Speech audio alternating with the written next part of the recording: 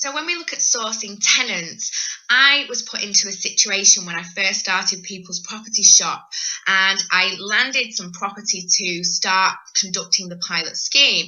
And so this particular landlord was dealing with void stock, and so it was looking at making a loss on that particular investment. And so we wanted to move tenants into the property quite quickly, and so we could get the rental coming back in, and stop that property making the financial loss and accruing the costs that it was doing. So I had a number of properties which were in this situation, and so I had to go out and start looking for tenants, and I had to get my hands on quite a few tenants quite quickly. And so this was a totally new ball game to me, coming from the local authorities, and I'd never had to source tenants for privately rented accommodation before. And so I had to think a little bit carefully about how I was going to do that. And when I'd set up, I'd actually purchased some information and almost like a business in a box for letting agents, which gave me a step-by-step guide to the private rented sector. And that was money well spent for me, because it enabled me to fill in some of the gaps where I had been working under a public sector banding. Obviously, there's quite a lot of differences between the sectors. So this enabled me to catch up and do my homework and learn more about private sector operations.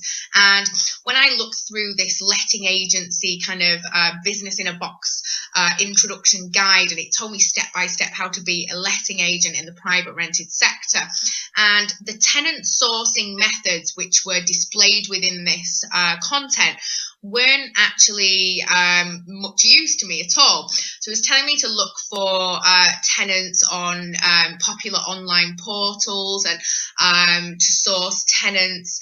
It was really focused on seeking tenants which were employed, that would pass credit checks, that would have lots of references, all the opposite things of probably the tenants that I was looking for.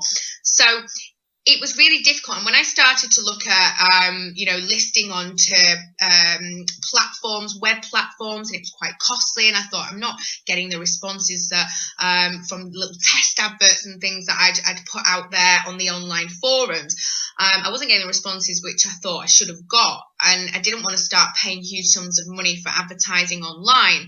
So I started to, what I did was quite funny, and I try to think of, right, if I want a tenant and this is my ideal tenant, and I listed down the criteria that I wanted in this particular tenant, and I wanted them to be eligible for a benefit claim, and I wanted them to have a certain set of identification, and I wanted them to perhaps be able to obtain at least some personal or hopefully some professional references to go along, and at least some character type references. So there were certain criteria that I knew I wanted them to fulfill, even though I knew there was criteria that it was likely that these tenants wouldn't be able to fulfill. And so I decided to have a look into almost profiling the ideal tenant, and then looking at what kind of life would this tenant have, and where would they spend their days, and how would their general day-to-day lifestyle be. So I could go to them and tell them about this new service that I was providing. So that's what I did, and I created some leaflets, which I created, I think, 1,000 of these leaflets, and we put them out onto the streets of Manchester, and we put leaflets into places like the job centre, and doctor surgeries, pubs and local corner shops, children's and family centres, dental surgeries, anywhere we could think of that potentially our marketplace would be. And a good way to target an area which is going to be workable for people affording the property when they're claiming benefits is to, by a rule of thumb, go near to a job centre. So if you have a look on maps on job centres, you're going to find generally job centres are placed within those areas to serve the local community. So if you have a look on the maps and see where the job centres are, you will generally find pockets of areas which should fit very well for a social property type investment project. So when I started leafleting and looking for tenants and putting these leaflets all over the place, I got in trouble for putting some of them some places, so I'm not advocating going putting leaflets in the job centre. You might be chased out by security like I was. But if you want to be cheeky, you could. There's a good place to start. But as I say, I'm definitely not advocating that one, and I did get in trouble for that one. So, but it would be nice if the job centre could advertise these options for, for their customers that are accessing their service, because they definitely need it, and it was definitely a hot place for us in terms of being able to reach our customer base quite easily. So the benefit of putting out a leaflet drop is, and I'm not suggesting this is perhaps a method for you, but I wanted to share how it all kicked off for me. And one of the benefits of putting out a leaflet drop is you get word out quite quickly. It goes quite dispersed. You never quite know where it's going to go or who's going to end up with the number in their hand. And so I could build quite quickly a database of tenants. And for me, then it was just about going through those tenants and screening them. So if you want to have a large amount of tenants to select from in this marketplace, leafleting, putting adverts up in the type of shops and businesses type windows, as we've just discussed previously, you can go to your tenant and let them know that you're there and you're providing a service. One little bit of advice, which I think I may have already mentioned in one of the previous videos, is don't put your own personal number on these leaflets, because that's what I did, and I was receiving calls, still receive calls to this day from that very same leaflet drop. So make sure you buy a separate line, and make sure you just leave a very brief, friendly voicemail message. And what you'll find then is you get every day, if you check your messages, you'll find you have a number of messages, and some people may be suitable and some may not be, but that's a good way of not having to fend off all of the calls coming through all of the time.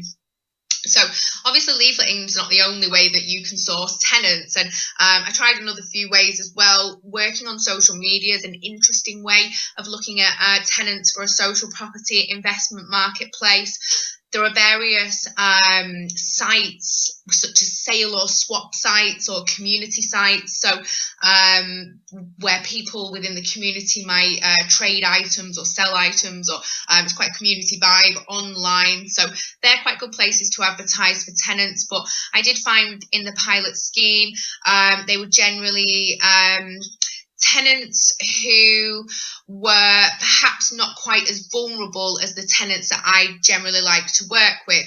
So these were tenants who were more able and needed perhaps less support and went off and got jobs quite quickly, and just people that had fallen on hard times. And that is generally, I tend to work with people who need a little bit more support, who need some more specialist help and guidance putting in place, and those who need more of a bespoke solution.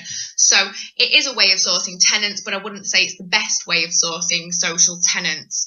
Now, for me, by far, one of the best ways that you can source social tenants is by working in a collaborative fashion.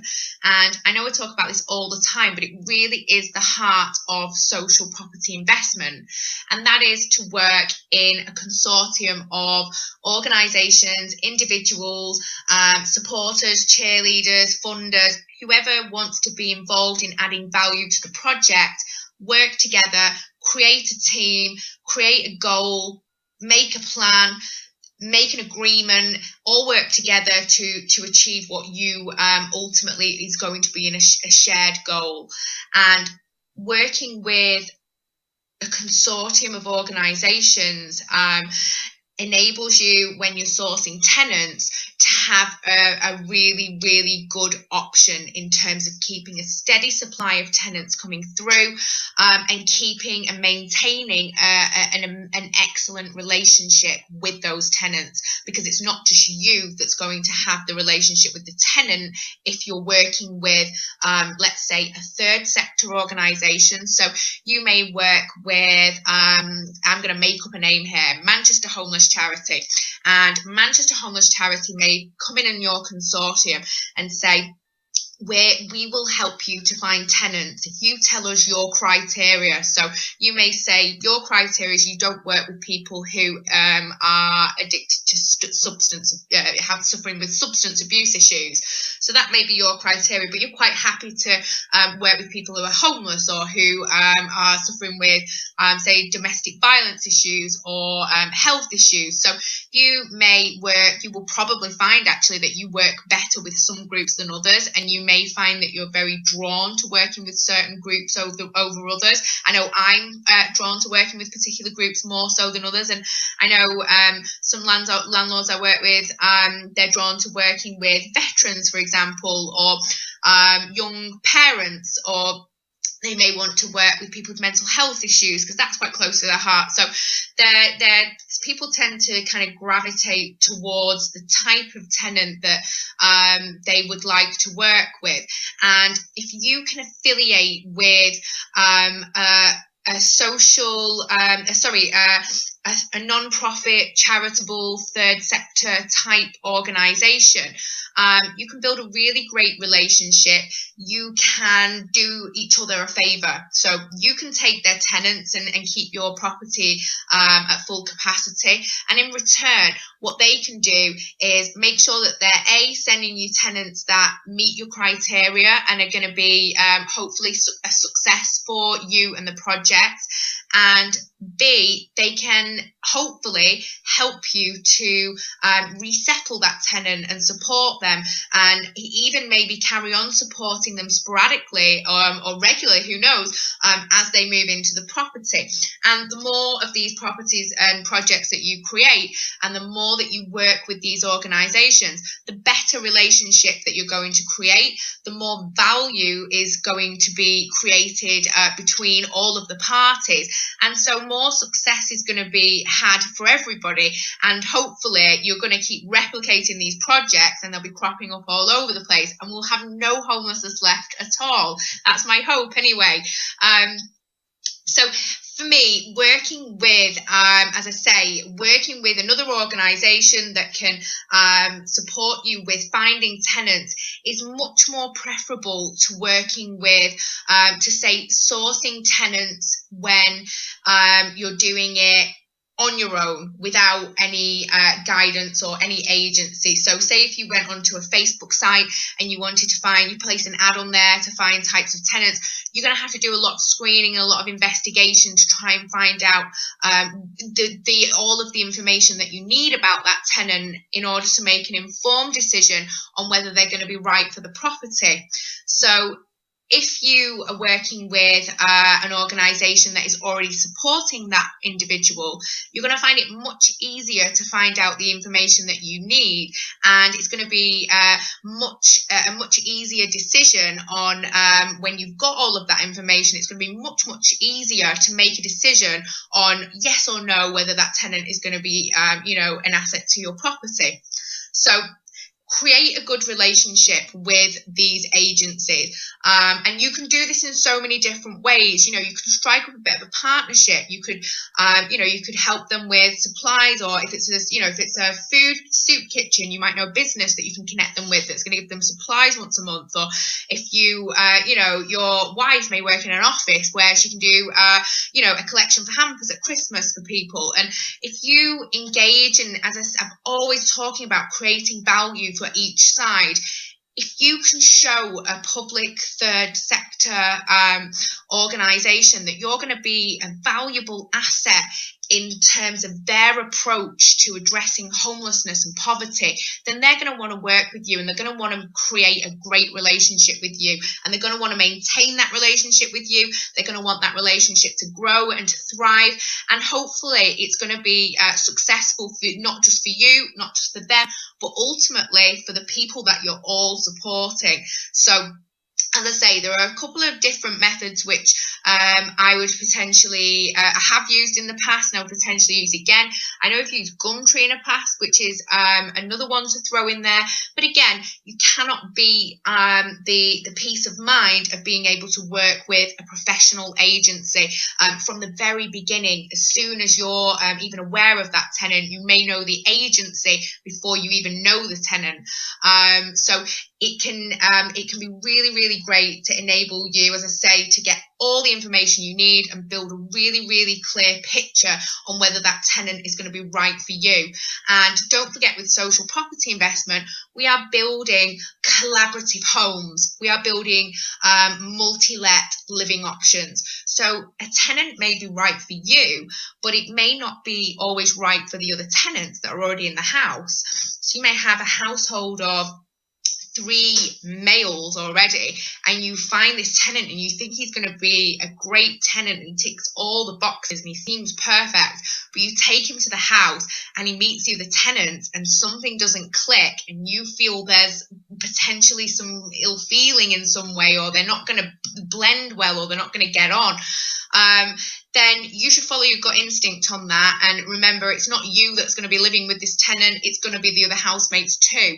So when I have a look for tenants, and when I do start to show tenants properties, if I'm introducing a new tenant into a household, I try to have at least a couple of members of the original household there to see the new tenant when they come in, and to see them do the viewing, and to meet and to see what the engagement's like and the energy, because the last thing we want is to set up very successful properties and then look and find the wrong tenant, and that disrupts a happy, stable living environment, which is, it's been hard work to put that into place. So stay with us for the next part, which I'm going to be talking all about how we screen these tenants once we've found them.